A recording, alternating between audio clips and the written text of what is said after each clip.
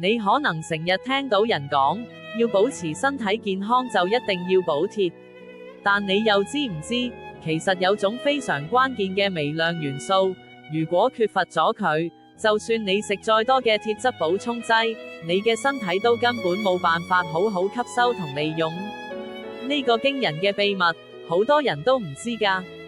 冇錯，我哋講緊嘅就係經常被忽視嘅銅。你可能以為銅只係用嚟做電線，但係喺你身體裏面，佢扮演住一個舉足輕重嘅角色。銅係協助鐵質從腸道吸收，再將佢運送到全身細胞嘅重要橋樑。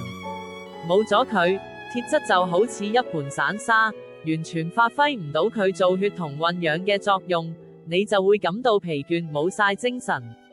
唔止咁，銅對於我哋嘅外表同骨骼健康都極為重要。佢係合成膠原蛋白嘅關鍵，而膠原蛋白就係撐起你皮膚彈性，令你望落後生，以及維持骨骼同血管強韌嘅基礎。缺乏銅，你嘅皮膚可能會失去彈性，骨骼變得脆弱。所以，下次再諗點樣由內而外咁維持健康，記得唔好再低估呢個細細粒但又力量無窮嘅微量元素啦。銅絕對值得你重新認識。